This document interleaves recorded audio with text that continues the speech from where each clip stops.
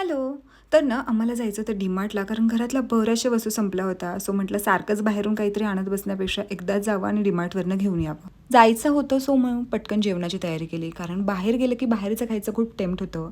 At least घरी बनवलेलं असेल तर तेवढं तरी रिस्ट्रिक्शन राहतं. सिम्पलचा दाल भात बनवला होता, बरेच दिवस बनवला नव्हता सो. आणि पटकन सगळी क्लिनिंग पण करून घेतली, कारण डीमार्टमध्ये एवढं फिरलं जातं आणि मला तरी एवढंच जास्त आवडतं. काही घ्यायचं नसेल ना तरी पण उगीचच फिरायचं. सो खूप दमल्यासारखं होतं, म्हणून म्हटलं फक्त आपली जेवणाची भांडी राहतील एवढंच ठेवावं.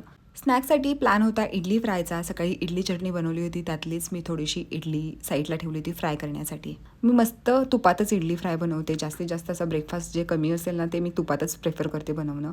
आणि देवाचं म्हणाल ना, सकाळ संध्याकाळचं कॉन्ट्रॅक्ट अमितने साईन केलं. सकाळची देवपूजाही तोच करतो आणि संध्याकाळची दिवाबत्ती पण तोच करतो.